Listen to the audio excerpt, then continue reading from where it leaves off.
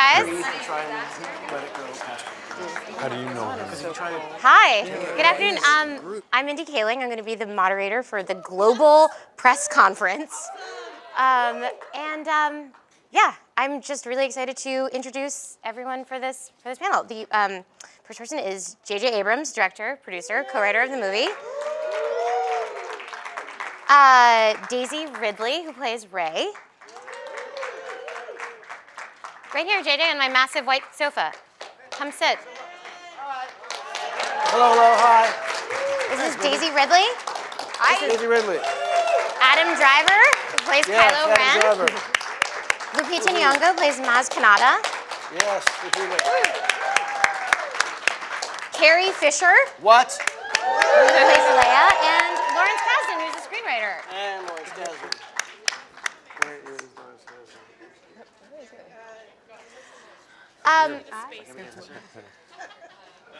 Okay. There's like No, here's Lawrence Kasdan. Where? Hello. Hi. This will be Yeah, for I think we Carrie. should sit down. Agreed. Where's Carrie? She's coming. Oh, where is Carrie? She's coming. I'm the last one now, and I was the first one. I was just going to start. My name is Mindy Kaling, and I know when you think of me, the first thing you think of is a huge Star Wars fan. But I actually am a Star Wars fan because Star Wars is it's a movie, a series of movies. Like, Carrie, come here, please. She needs some convincing. Here, right here. Sure, right next to you. Before and after. Oh, Carrie Fisher. Carrie Fisher. Well, I was just saying the reason I love Star Wars is that I think it defines genres. I think that parts of it are better than any romantic comedy you could watch. It's an action movie, it's a buddy movie, there's interspecies friendships. In fact, it's everything except those boxing movies that come out every holiday season. It really has everything. And I thought I would just tell you guys a little bit more about it. I'm here to run this press conference for a movie that needs no introduction, but I love to talk, so I am going to say a little bit more. On May 27th, 1977, George Lucas's Star Wars opened in US theaters. No one could have predicted the huge impact the imaginative movie would have on people, not just on audiences of the time, but generations to come. The film went on to garner 10 Academy Award nominations, spawn the birth of the visual effects industry, and rewrite the future of filmmaking and filmmakers. The Force Awakens begins a whole new chapter in this storied saga. Good luck, JJ. And while doing research on this, I saw every interview that these guys have done, and I talked to JJ, and I did want to ask them any questions that you could just Google the answers for. For instance, if you asked Daisy Ridley how she felt when she was cast, she's going to say very excited. So I thought I would ask them questions that I've never heard. Oh, yeah. Actually, Adam Driver, you were like never seen them, not a fan, which I thought was pretty edgy. Okay, never mind. So JJ, I thought I would start by asking you the question I think everyone wants to ask you, which is, aren't you rich? Why did you want to do these movies? Don't you have a hot wife who doesn't need you to be in Abu Dhabi for 4 months at a time? You want to borrow money from him or something? I need $50,000 for an invention. I'll talk to you about it later, but An app. you know. Here's the thing. This is a project that I felt incredibly lucky to be asked to be a part of. And I think I speak for all of us, except for maybe Harrison, when I say this was not a job. I'm kidding. Harrison, was unbelievable. But the process of this movie, to a person on the crew, to a person on the cast, this was not a job, and it was nothing that I think any one of us took on because it was a gig that was available. It was something that felt like a true passion and something that every single person brought much more than any of us could have expected. And so I do honestly feel honored to be part of this group. Excellent. Who was the most difficult actor to work with? I have a guess in my mind who it is. I'm curious what your answer is. Well, it was definitely whomever's not on this couch. Got it. Oscar Isaac. Definitely Oscar. No. It was everyone was shockingly and eerily wonderful to work with, and to get to work with people like Carrie and Harrison and Mark and people who I was a fan of since I was 11 years old, and also actors like Lupita and Daisy and Adam and John. It was so much fun to see them work together and to see how that alchemy came out, and it was really a spectacular and fun thing every day on set. That's a great answer. Carrie, I have a question for you. I'm a big fan of your writing. I love Postcards from the Edge. You coined one of my favorite lines ever, which is, "Do you always speak in bumper sticker?" And I've seen a lot of interviews with you. And Do one I thing I can speak in say bumper for sticker? I'm sorry. Okay, never mind. One thing I can say about you is that you do not speak in bumper sticker. And I think it's because you get asked a lot of stupid questions. Actually. No, that's silly. And I was going to ask you, you have an amazing sense of humor. Do you think that Princess Leia has a good sense of humor? She would have to. Wearing those hair pieces and, well, you should know that. This is all someone else's hair. Okay. So, Then you don't know. Adam, Kylo Ren looks hilarious and normal. Again, I have not seen the movie, but in all seriousness, he seems very focused and obsessed. And in my mind, he's like Robert De Niro's character in King of Comedy. Is any of this even approximating the truth? Again, I've not seen the movie. If so, I'm a genius. If not, then what is he like? Kylo Ren, Rupert Pupkin is what Is he you're Rupert Pumpkin? And Lawrence, you can answer this question too. Yeah, he makes a lot of videos for his mom. He makes a lot of videos for his mom, lives in his basement. He's a great cook. You know, he's a Scorpio. I think he's very unpolished and unfinished. And I think what JJ and Larry did, keeping all the vocabulary that everyone's very familiar with of Star Wars and the dark side, and keeping that very much intact, but also adding a kind of recklessness or something that's kind of unneat about it that I think people normally associate with the dark side being organized and very, in control and calm and in command. I think of the dark side as extremely organized. Right. Extremely organized in a very evil way. Yeah. Is that something that you've continued? Well, Larry, if you want to speak to this, but one of our thoughts was to try and do something that felt a little bit different in that regard. Yes. And that's why we were so excited about Adam playing this part, because there's never been a character like Kylo in the saga. And no, he hasn't got his shit all together, I would say. And Adam acts it so beautifully, because what you're looking at is, you expect this is some evil genius, but what you're getting is all the contradictions and the conflict that people feel. Any one of us can feel at any moment. That's what's so amazing about it, and I think that's what's unique about what Adam has done. Lupita, you play a former space pirate who now runs a bar. I'm wondering, this seems sort of, to me, like a female Sam Malone from the American TV show Cheers. Does that mean that Yoda is Norm? You might not know this. I was just going to say, could you talk about your relationship with Yoda? And is it convivial? Sexual. Carrie, just tell her a little bit about the show Cheers. Sexual, I said. Sexual. Sexual, okay. He was my first love. No. That's a movie I would like to see. Yeah, that's a good movie too. Ideas for Disney. Yeah. What? The question was, can you talk a little bit about your character's relationship with Yoda, which is something I like to. Can she? No. Well, I will say this, No, okay. that in an attempt to save my friend Lupita Okay.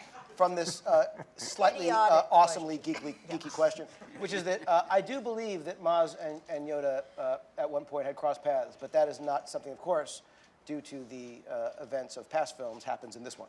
Okay. Okay. Yep. What do you say? Yeah. Exactly. You recently were in a play in New York City, and I'm wondering what the experience was acting with other actors versus what I can only imagine in this was at sometimes a very solitary experience shooting this movie. And Well, yeah. Fortunately for me, JJ had me be a part of principal photography. So my very first experience of motion capture was on the actual sets with the actual actors. So I am eternally grateful to him for giving me that because it was a great way to get into this wonderful, crazy thing called motion capture. I got to be on those sets and see those things and feel them, and the art direction in this, there's so much detail, even when you're standing on that set, it's mesmerizing, and I think audiences are going to be, they're going to have a very immersive experience, much like we had filming it. And so it was good to have that, and the physicality is something that then carries on into theater for sure. And that was the thing that attracted me to the idea of playing motion capture, the idea of working on a character that wasn't limited by my physical circumstances, and I could work with my body in new ways, and I've continued that onto the stage. If I can just say one thing that Lupita would not, which is that she was remarkably tireless and willing to experiment with different versions of this character. And it was kind of an amazing thing to discover over various iterations of Maz, what she sounded like, how she moved. It was really, I've never been through this before with an actor where we got to discover again and again and again kind of how to better tell the story we were telling. And it was just, I always felt guilty every time we started up another session, we did some reshoots, we did some work, and every single time Lupita was willing and game and deeply committed and into finding Maz Kanata's voice, and I'm just eternally grateful. Thank you, JJ. It's confirmed something I came into this thinking, which is that Lupita Nyong'o is a good actress. I was shocked to discover she's a spectacular actress. It never crossed my mind. Daisy, I know we have questions from everyone here, but I have a question for you, which is athletes have a walk-up song, which is when they're entering an arena, they have a song that they've chosen to like pumps them up and expresses who they are. Ronda Rousey's is Joan Jett's song Bad Reputation. And I was wondering what your character's walk-up song might be. I actually have one. Oh, I'm so excited. And not to advertise Disney anymore, but it's Mulan, I'll Make a Man Out of You. I'll Make a Man Out of You is your walk-up song? Yeah, I used to play it in the trailer before I went on. Can we hear a little bit of it? Oh my gosh. Mr. I'll make a man out of you. It's iconic, guys. Thank you, Ridley. Nicely done. So I think we should open up the questions. I have more, but I'll pop in inappropriately. Yeah, please. Okay. You, sir, with the glasses. Okay, guys. Thank you for letting me come to this. My question is for Mr. J.J. Abrams. What was the most important thing to bring to The Force Awakens from the original trilogy to you? When Kathy Kennedy and Larry and I started talking about what this was at the very beginning, the fundamental question was, what did we want to feel? And what did we want people to feel when they came to this movie? And that was really the beginning of the discussion. And the answer was the kind of sense of discovery, exhilaration, surprise, the comedy that George Lucas put into Star Wars kind of was, for me, the thing that made me love the movie. But when you look at all the things that he got right, it's impossible and stunning. And so for us, at the very beginning, it was really about knowing why we were telling this story. And it was to give people that sense of possibility and magic that we all felt when we first saw the original Star Wars. But I will just say that this is all to tell a new story, meaning it's not a nostalgia trip. We had to go backwards in order to go forwards. And if you look at 4, 5, and 6, those are stories that continue. This is 7. So the history of 7 will be what we've seen before. So the fabric needed to be that we are familiar with in order to tell a brand new story. Thank you. Great. Hi, go Hi. So this question is for Carrie and Daisy. Can you talk a little bit about bringing out the girl power in the original trilogy and also The Force Awakens? No.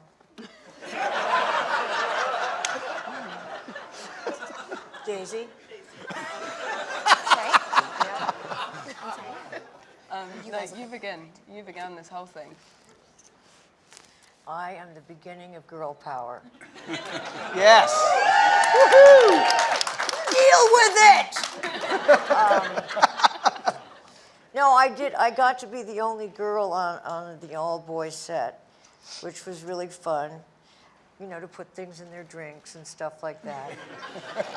We drank through the whole trilogy in the beginning. This was a sober set, so that's what JJ brought to this, was sobriety. Girl power, she's more powerful in the girl power. Yes, I'm louder than you. So she takes on the physical power, and then I scream at them until they pass out. Not scream, I make fun of them. You know, that was what was really fun about doing anything that girl power-esque, is bossing men around. I know a lot of you women out there haven't done that yet, and I encourage you to do so later this afternoon.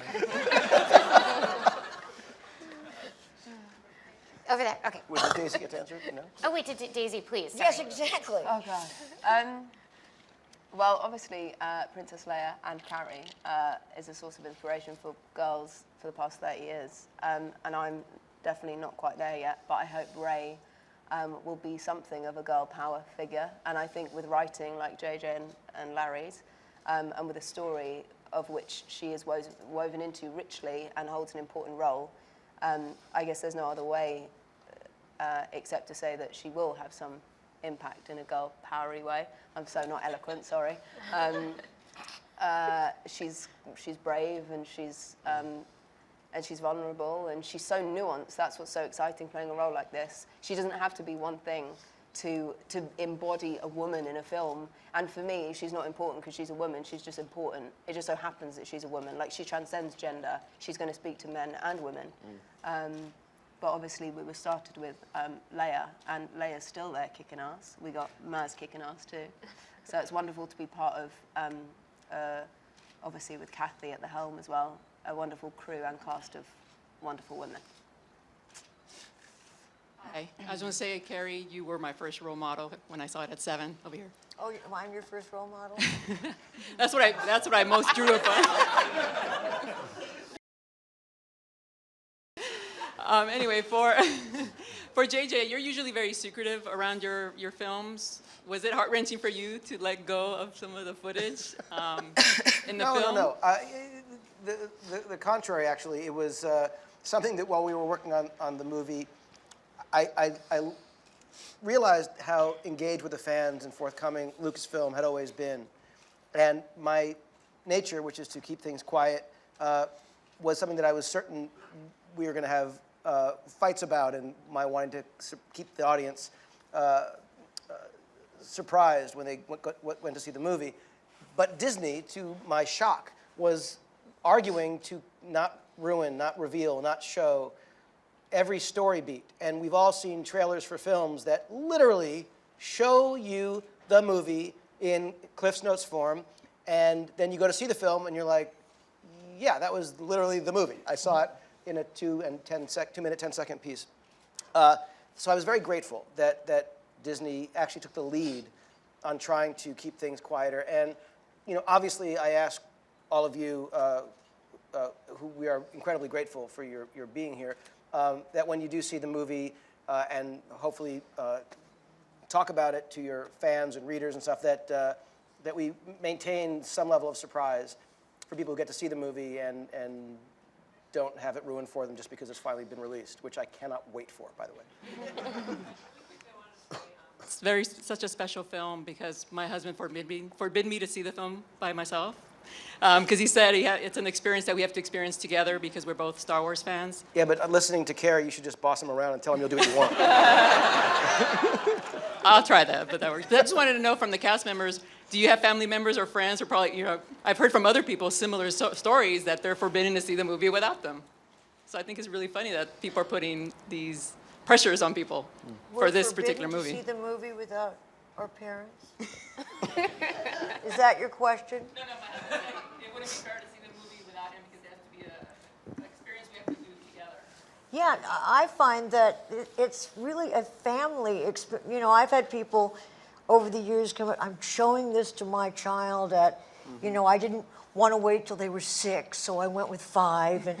And you watch your children watch the movie and you learn something about your children. And will we like the same characters? And Halloween becomes kind of more of a Thanksgiving experience without the turkey. But you see all these pictures of entire families dressed as the characters, and I find that so moving, sorry. But I do, it's just an amazingly emotional movie. Question over here. Hey there, I'm Rich Woloski from Skywalking Through Neverland. I'd like to know from each of you, what was the scariest moment on your very first day of production, or what was the scariest scene to write from Mr. Kasdan? I don't associate the process with fear. JJ and I jumped into the thing under a lot of time pressure, and we had fun. And in fact, the first day that we started real work on it, we said, we must have fun with this every day. It's really a privilege, and you have to be very lucky to get to write the next Star Wars.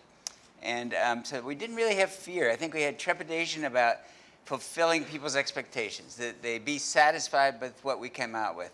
But we didn't want them to know what we were going to come up with, and we wanted that this moment that's coming up next week would be a fresh moment for as many people in the world who were interested in it. So the only pressure is, can you do something that's worth that much anticipation? I think. Thank you. How about from each of you from the cast? What was the scariest moment that first day of your first day of production? Bad memory. Not remembering my lines.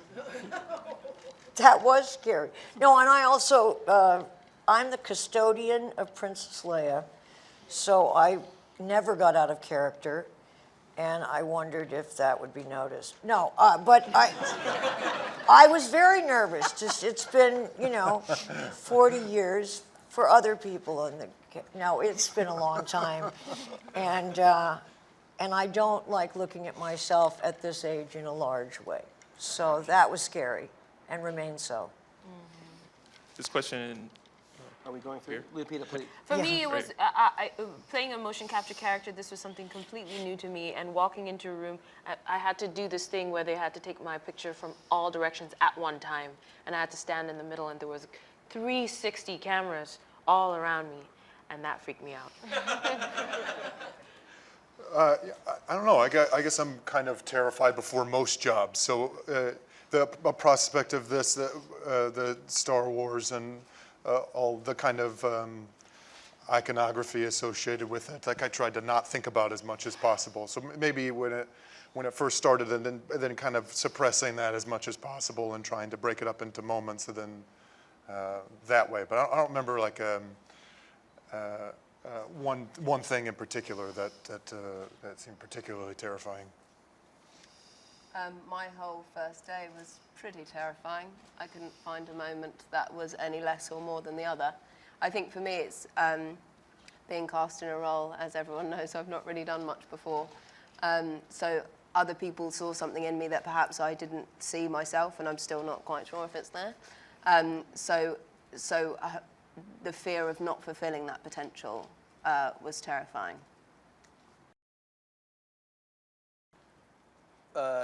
Just listening to what Lupita was saying, it just reminded me, people have said to me, I don't understand, you cast someone so beautiful as Lupita, and then you had her be a motion capture character, and I think, would it be okay if she were ugly? Like, what? Like, yeah, Anyway, I cannot wait for you to see the work that everyone on this couch has done in the movie. The scariest day for me was when Harrison Ford was injured, which was just absolutely hideous. But the every day felt like there were challenges because I knew how important this was to so many people, and that was never a presence that went away. And so every decision I knew had this importance, and yet we had a day to make, we had a story to tell, and it was always about trying to do the best work possible.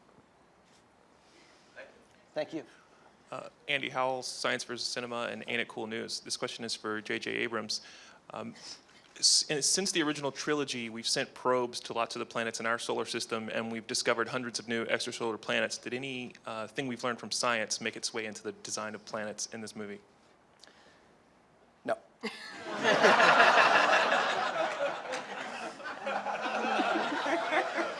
What about math? Math? Anything from, English? You take that question. You go for it. Okay, yeah. No. Question here. Hi, Asif Kamashak News. JJ, since you two were really the brainchilds behind the story, how much did you guys look at the extended universe and the extremely large canon of books that have been written around the Star Wars universe when you decided to make this? Or was it more looking at Return of the Jedi and just figuring out how you guys feel it should have gone? You want to take it? I think it had more to do with Jedi and the continuation of 4, 5, and 6. This is 7.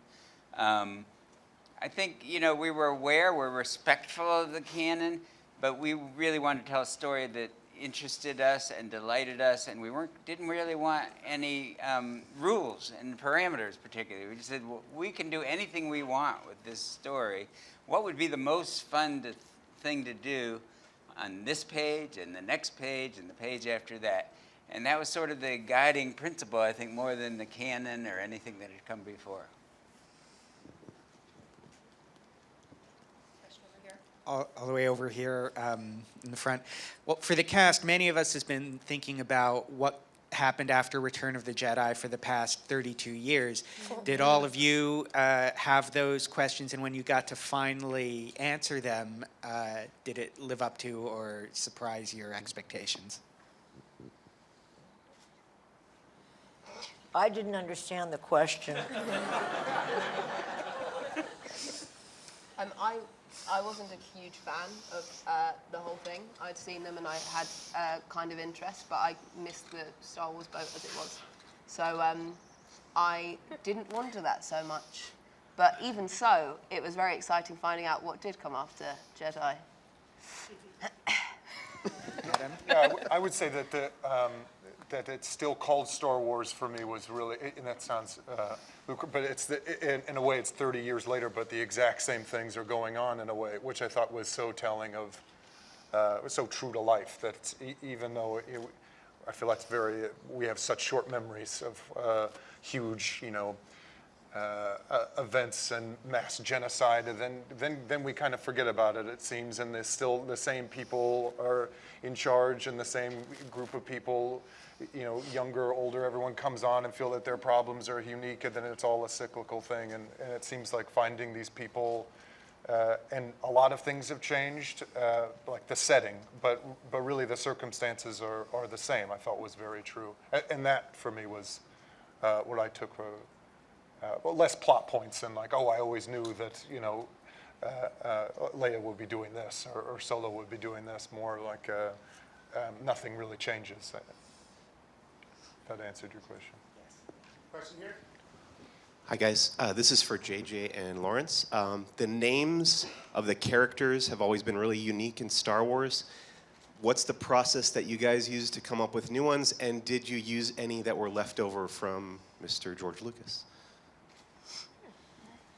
I don't know if there were any left over. I think the criteria was, did we like it? That was it. Really tough criteria. Did it sound good to say it? Did it feel good to type it? Yeah. And don't you think? Yeah, and a lot of names came and went and some names stuck. And I remember when we put down BB-8, it was a name that it was the first and only name that droid ever had, but we called him BB-8, and we still do. Rey and Finn and Poe went through many iterations. Kylo Ren was Kylo Ren fairly early on, and there was a sort of backstory. And Maz Kanata, I think, was always Maz Kanata. So and we changed Leia's name. No, we didn't really do. My name is a product of spell check.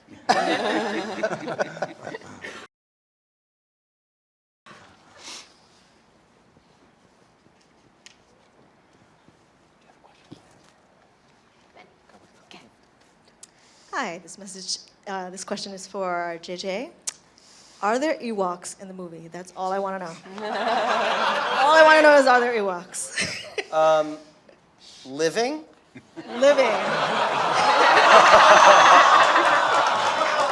Listen, if a man can't joke with friends.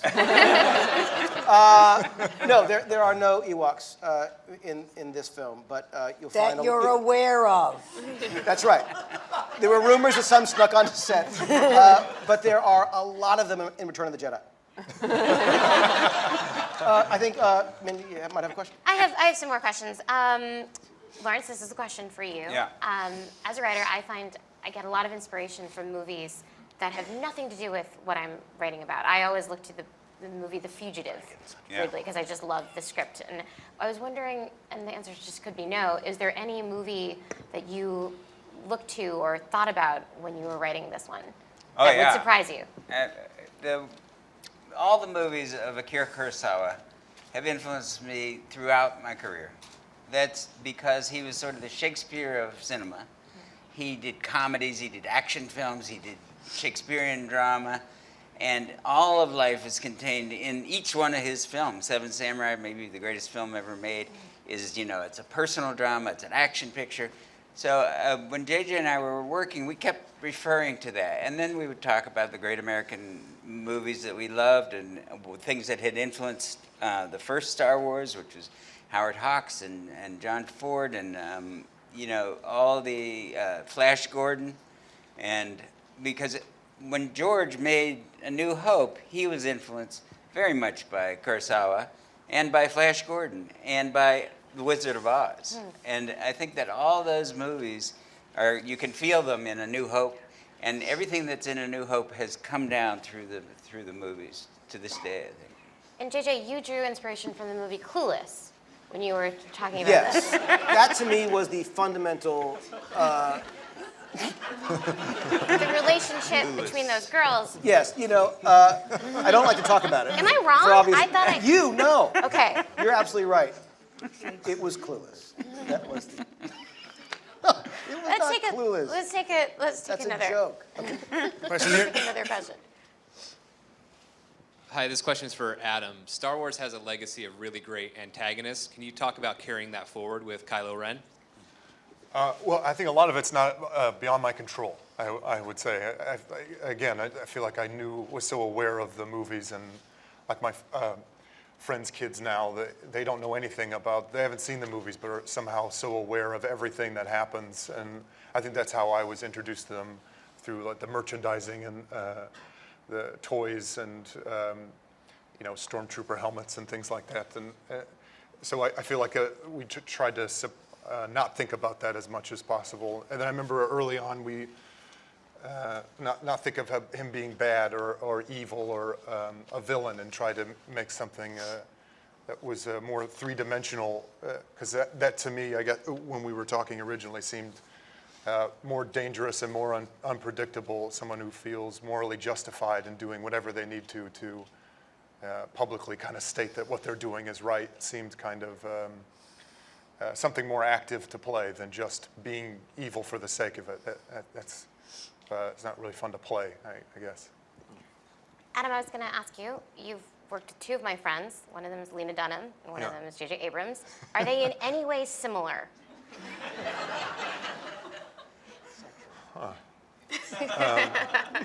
Yeah, actually, in an amazing ability to compartmentalize, and I mean, they do this both in very different ways. Sociopaths. So they're both crazy. They're Crazy. both nuts.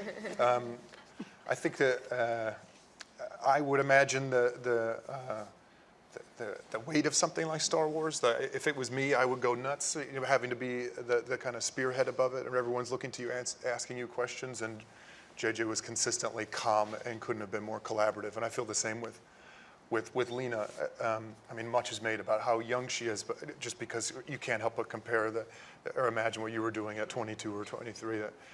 She's not so that young. She's like 28 or 29. Yeah, It's now, fine. yeah. Yeah, it's fine. I mean, like she's like At kind the of young, time, but yeah. like not like a wonderkin. She's not like Daisy. It's okay. Yeah. Thank you for answering that.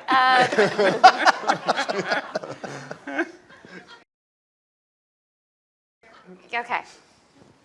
Hi, guys. I love to stay at the end of the credits of every movie, so I'm just wondering, is there an Easter egg or an extra scene at the end of this that we should look forward to? No, there's not. There will be now, though, right? All the scenes are actually in the movie. He likes to sit to the end of the credits to see if there's a scene at the end. It's like outtakes. I have a question about costumes.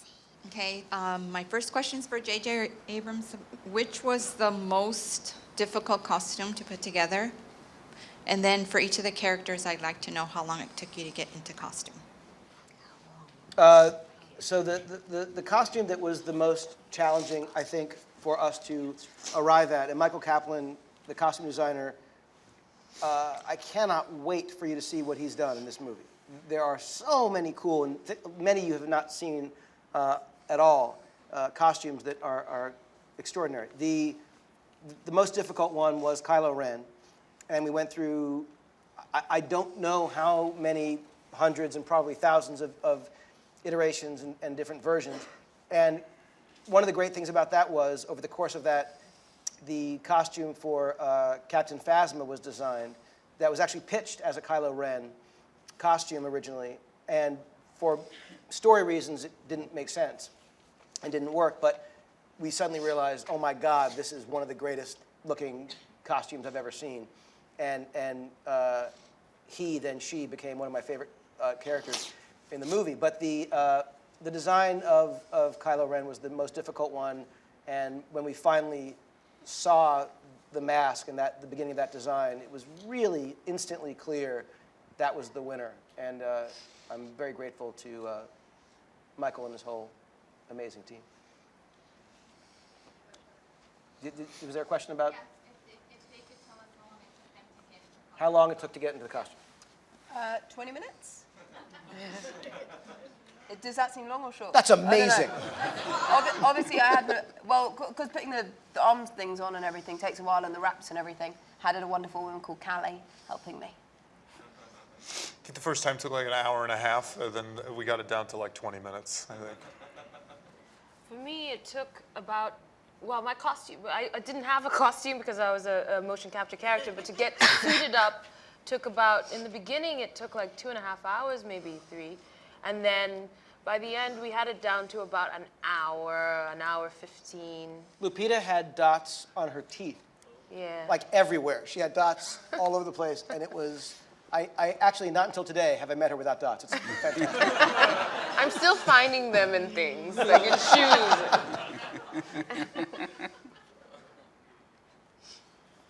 Larry? I was ready like that. Show up, ready to go. How long did it take to get into costume? About 10 minutes for the 20. I'm older and I do it faster.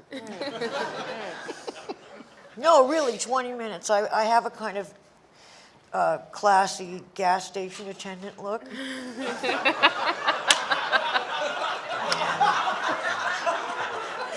That's not funny. So that doesn't take long to That's put my on. favorite thing of a classy gas station. Well, look at it. Or I could say I was an airplane repair person with a nice vest over that and different hair than most airplane mechanics would normally have. The end. Last question. There's been so much amazing publicity for this film, lots of hype and product tie-ins and SNL sketches and all kinds of stuff. And this weekend, Carrie's amazing interview on Good Morning America went viral. And that's been my favorite piece so far. So I wanted to ask if we can expect to see Gary as some kind of long-tongued alien in the film. I wish. I begged JJ. And Gary was willing to sleep with JJ to get into this movie. And I mean nap, but still. Yeah, that was the enticement. That's why it didn't go forward. And on that note, I think we have to bring up the second group of performers and actors. Guys, thank you so much. Thank you. Good. Thank you very much. I mean, bad. See you soon. They're bringing Gary. Thanks, everyone.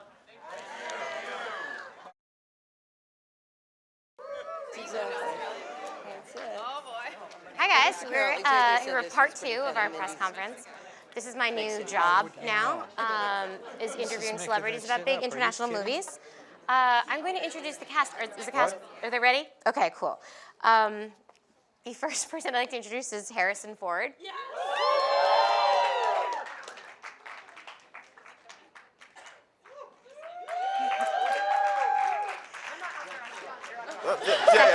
Kathleen Kennedy. Hello. Hi. Nice to see you again. Good to see you. John Boyega. Gwendoline Christie. And Oscar Isaac.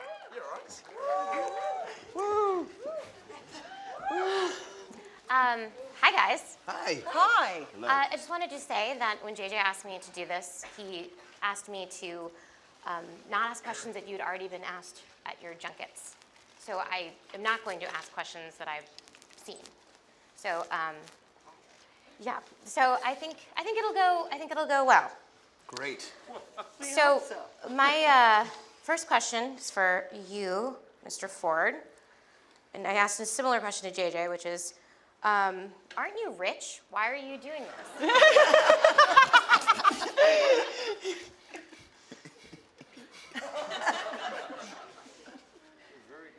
Thank you.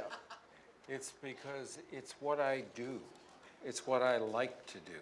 It's what's fun for me. I had a chance to work with people that I really admire doing something that I thought was going to be fun, and which actually turned out to be fun. And to work with JJ, whose work I'd really admired and long known about. And it seemed like a good idea at the time. Kathleen, I know that we can't really talk about, I can't ask you what's in the movie. Can you talk about what's definitely not in the movie? Jar Jar's definitely not.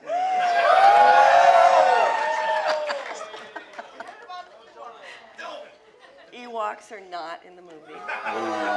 Sorry, that's because Harrison insisted upon it. It's in my It was contract. yeah, it was contractual.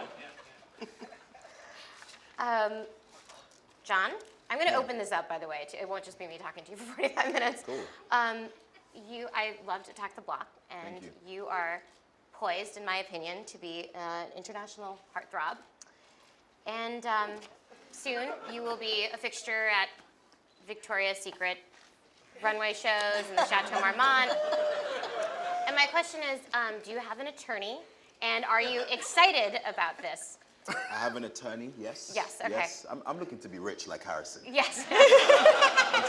I'm trying to have planes Yeah. and do all that stuff. Yeah. So, absolutely. Harrison, won't you agree?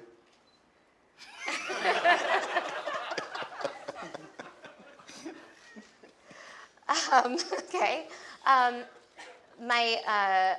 We're going to open this up to these guys, and I have questions for you two as well. But let's take some questions from journalists.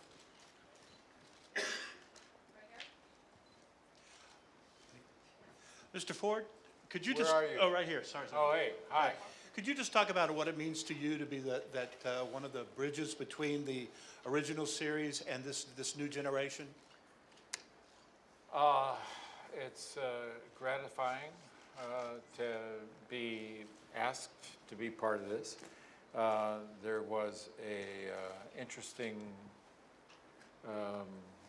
story to tell through the character.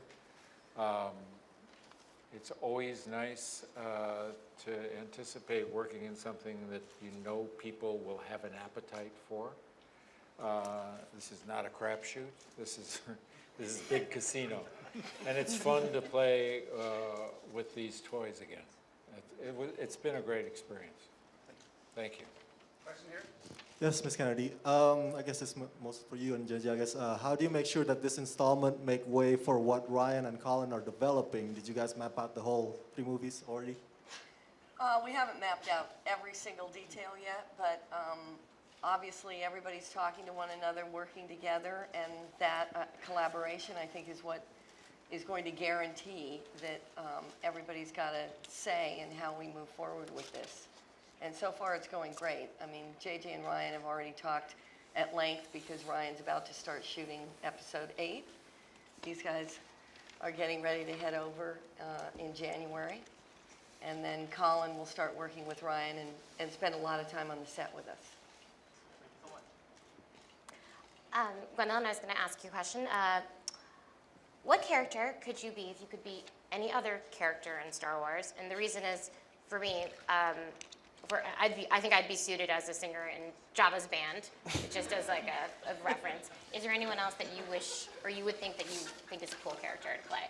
Someone that I would be suited to, or just someone I'd like to play? Both. It's an interesting challenge. Oh, both. That's tough. A character I don't really think I would particularly be suited to, but would definitely like to play, is, of course, Han Solo. You have swagger. I think that's a defining characteristic. I might have just like a modicum of swagger opposed to the Grand Canyon that's at the end of the sofa. The Grand Canyon of swagger. That's a nice compliment. Gravestone, maybe? I don't know. It's up to you. I'm grateful for the kind attention. Excellent. Another question? Mr. Ford, hello, from Italy. What is the bigger difference between this Star Wars and the first Star Wars? How does it feel, being back on the set for Star Wars? What is the difference? Is that part of the question? I think it's hard to say what the difference is. I can tell you how it feels. It feels familiar. It feels good. It's good to be home, as Han says in the trailer, in the teaser trailer. It's I'm aware of the value that's placed on these films by the audience, and I'm gratified that they've been passed on. The first 3 have been passed on generationally through families, and that there's still an audience for those of us that were in the original film. There's still some value to them in interpreting life somehow, and it's a bit of a mystery, but it's very gratifying to be part of that. I have a question. What was the difference in the rap parties between the first movies and this one? It was really hard to get a drink at the last rap party. Wasn't it? It was, right, Oscar? It was very difficult. Hard to get a drink. I didn't know where the bar was. It was just, it was so big. Hi, this question is for Harrison Ford. As a parent, hi, I'm over here. Hi. Hi. As a parent, what's it like telling your kids you're coming back to this franchise? Did that like up the cool factor once again for you? with them? My kids do not think I'm cool at all. And being in this movie is not going to convince them otherwise.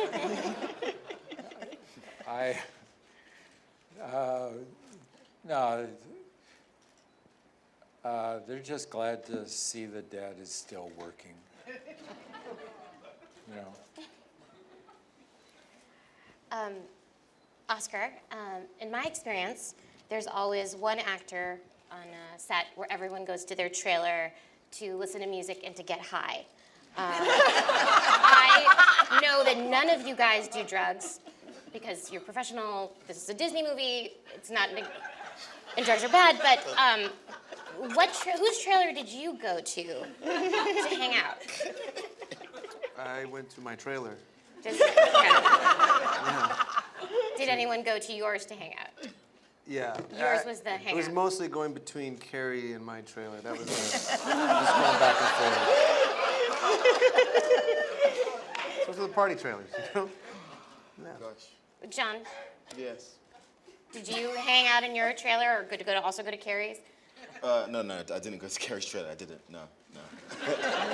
My uncle came to visit. My uncle came to visit. He's a huge Star Wars fan, and I mean, he's so obsessed with Star Wars.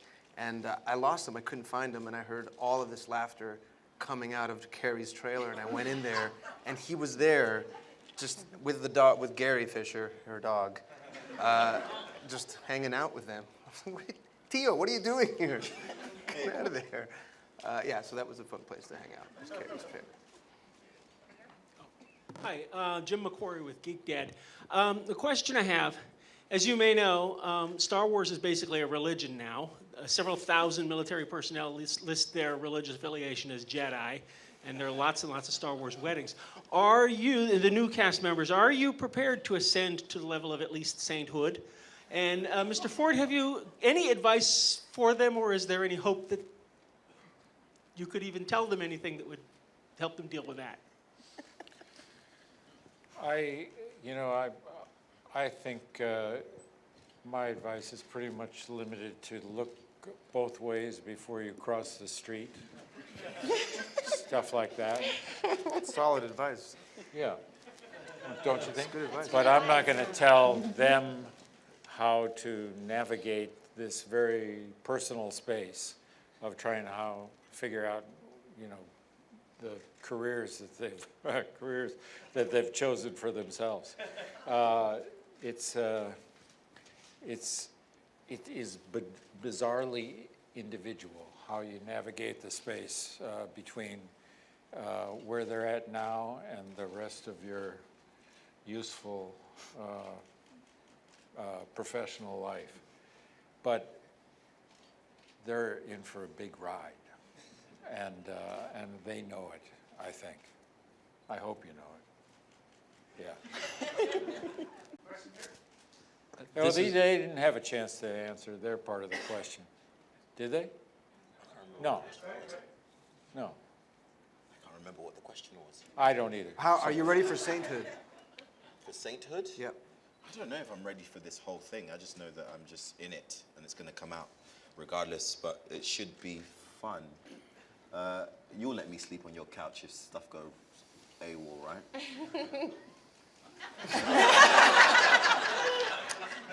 I hardly know you. We're best friends, he's just saying that.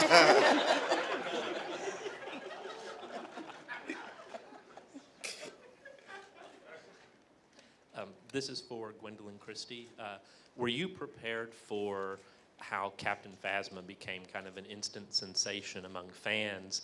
And as a second part to that, do you think that positioned you possibly for a really strong run at the Captain Marvel role if Marvel happens to offer it?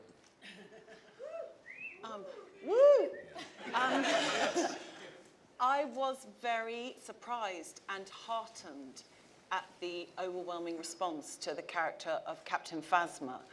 But I really felt that what Kathleen and JJ and everyone had created at Star Wars was, I think JJ's been open about the fact that he wanted to respect the origins of the films and celebrate them, but to bring them into the modern day.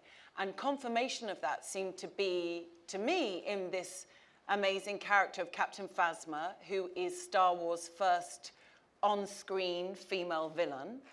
And more than that, this is a character who, so far, we have related to due to her choices, due to her character, and not due to the way she has been made in flesh. And conventionally, that is how we have related to female characters. So this, to me, felt very progressive. And the response from the audience and the fans has been so celebratory. It makes me think that this is what the kind of thing people want to see. People want to see a more diverse reflection of society. And I feel incredibly privileged to play that part. If anyone else wants to offer me any work, then I am very grateful and willing to listen.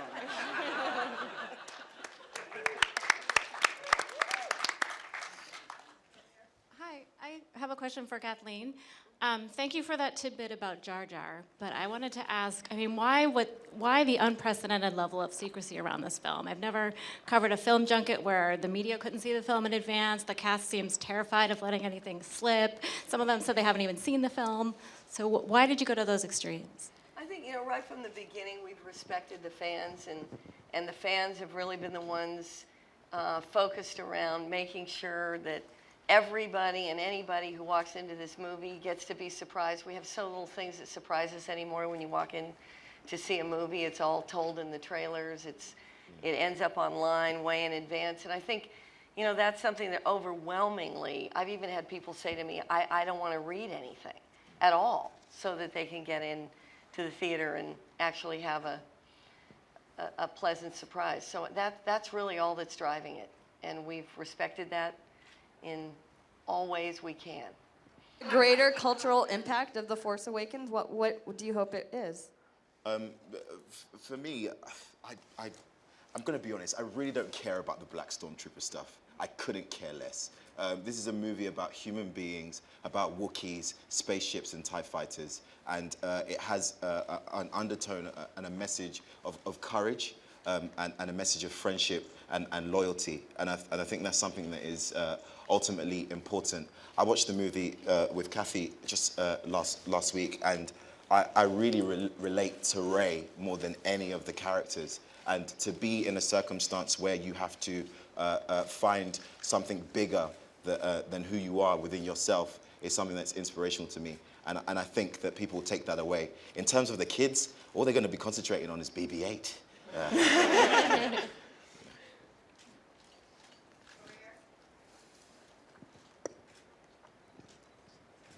Hi, my question's for John and Oscar. I know you guys both reprised your roles for Disney Infinity 3.0, and I know you, John, are a big fan of the series. So I was wondering, what was it like to reprise your roles for the game, and was there any time between finishing the movie and going back to those characters with the game?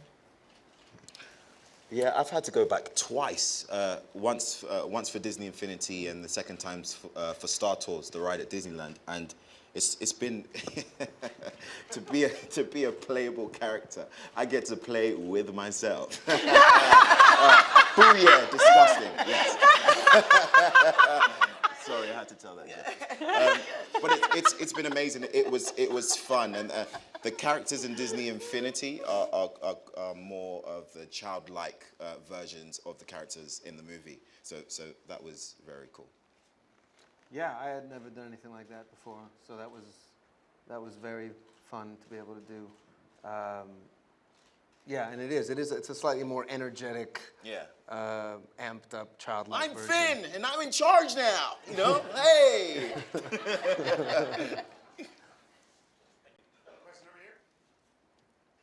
Hi guys, this is for the three newcomers.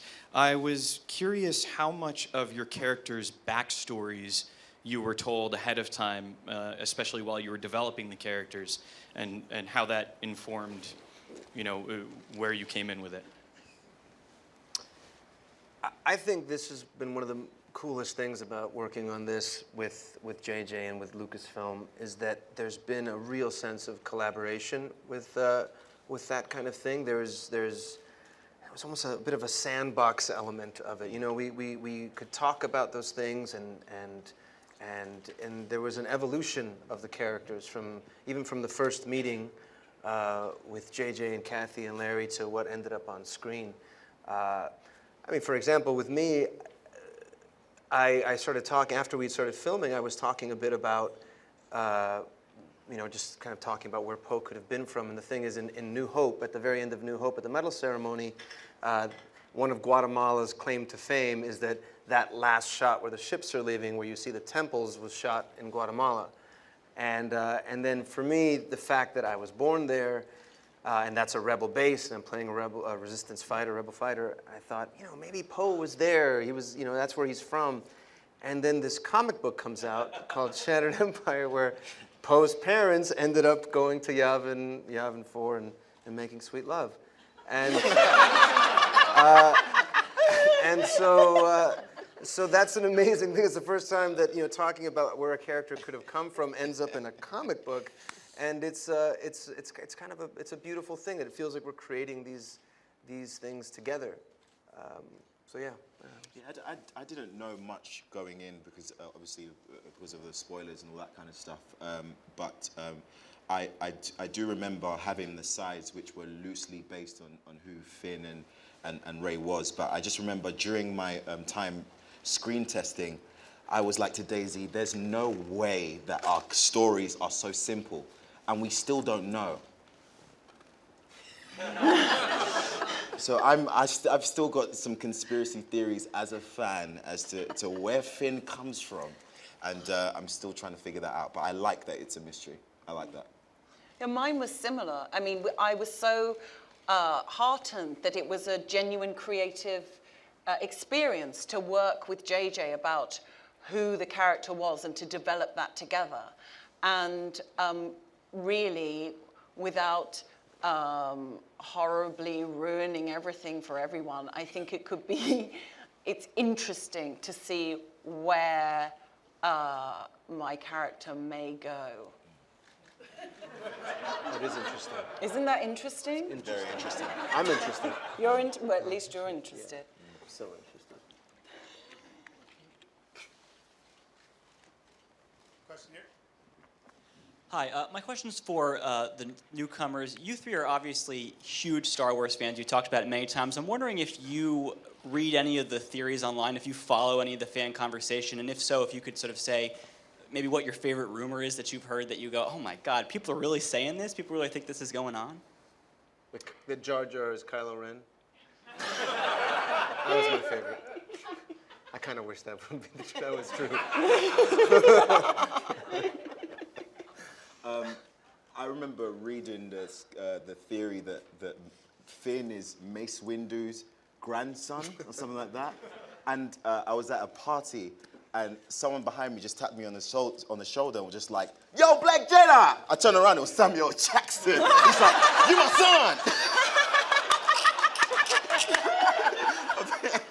And so that was a moment that was quite profound for me. It's absolutely impossible to follow what John has just said. And I have not, maybe I should start, shouldn't I? I've not followed any fan theories at all. I'm just going to say because I've been busy with Game of Thrones. Oh. Woo! Is Jon Snow alive or dead? I only read my bits in the script. I've got no idea. We can take one more question. Over here. Hey, I just have a really simple question. I wanted to know what were your favorite parts of the original franchise movies, and maybe how did those moments affect your performances in the movies you're in now?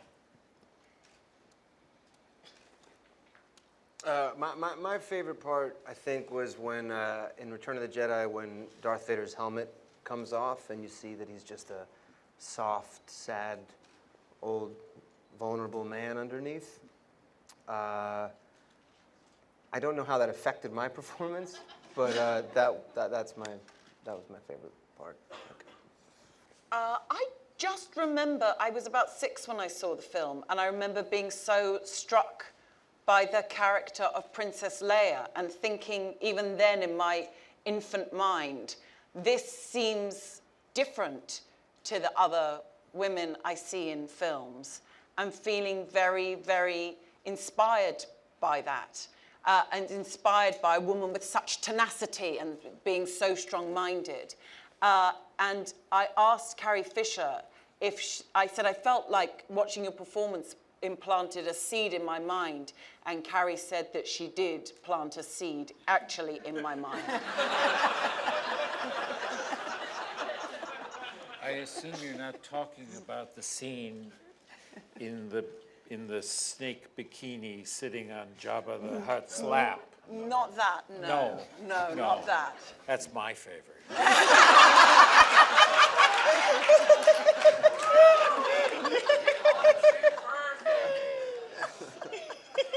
I remember during the audition, it's not from the original films, but during the audition I had screen tested, and then I heard that I was going to be brought back one last time. And mind you, I had been auditioned for several months, and I just needed inspiration. And I went on YouTube, and I saw Harrison Ford and Mark Hamill's original audition tape, just on YouTube, and that really inspired me to, tap into the Star Wars-esque energy. Because I think that was something that we were trying to gauge, and that really inspired me, and I booked it.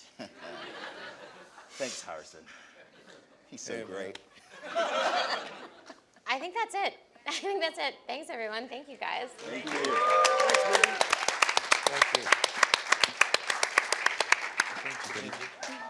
Great to see you. My question's for Mr. Ford. How difficult was it for you to slip back into the role, and how did you prepare to come back to Han Solo? And is it easier to originate a role, or was it easier to come back to something familiar?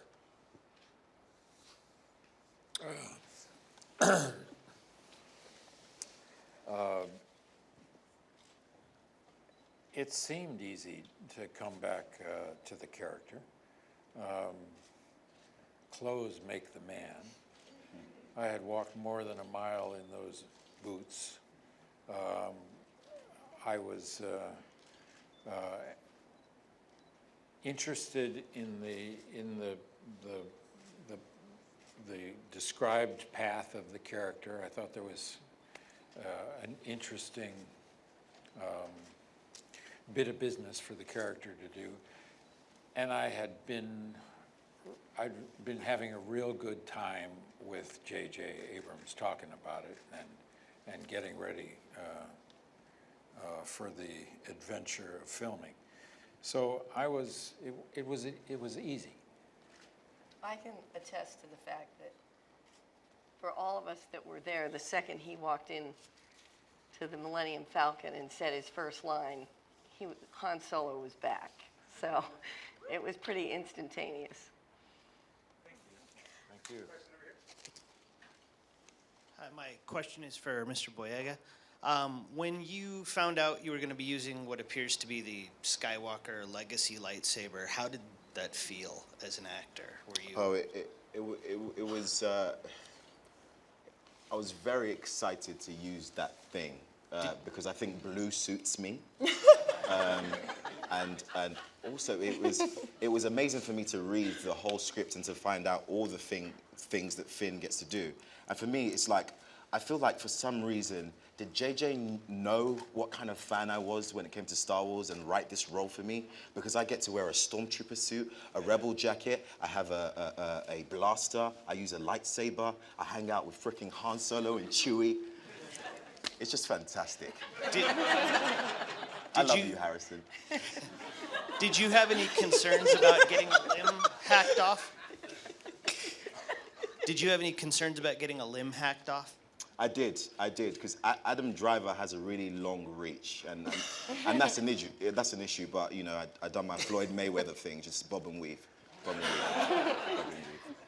weave. Oscar, I have a question for you, because my mind goes always towards romance. And I think that I was saying this in the other one that the reason why I love Star Wars so much, even though people don't necessarily think of me and this franchise, is that it has there are parts in it that are better than any romantic comedy, and then there's action movies, buddy comedies, interspecies friendships, everything you would want. But my question is, I first saw you in Romeo and Juliet in New York, and then I saw you and Carrie had such acrimonious chemistry in Llewyn Davis. And can you speak about any romance with your character in this movie? Yeah, I think mostly with BB-8. Surprising. Yeah, interdroid, would you call that? Yeah, there's there's a real warmth there, and there's a give and take, and that's who's got his back in that X-wing. Gwendoline, I was going to ask you about athletes' walk-up songs, which is the song that an athlete will have when they come out into an arena. Yeah. And Ronda Rousey, for example, comes out to Joan Jett's song "Bad Reputation." Did you have a walk-up song for your character? Is this to me? This is to you. Oh, good Lord. I'm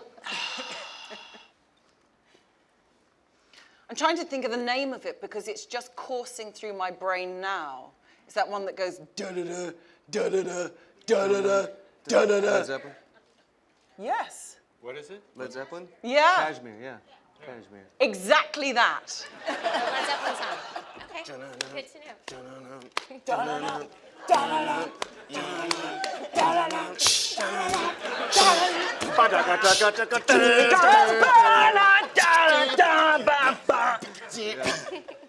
Captain Phasma's theme. It's good. That's a good one. I like that. That was Han Solo have a walkout song? No. No.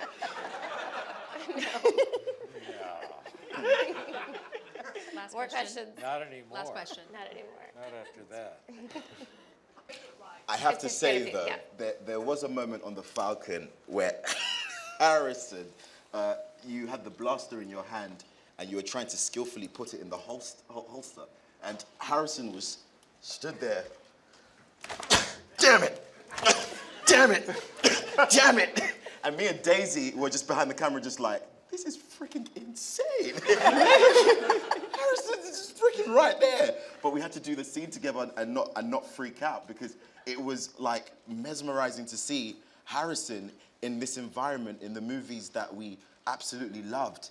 And it was good to see you with Chewie. We freaked out, but we didn't show you nothing. We tried to keep it professional for you. Thank you very much.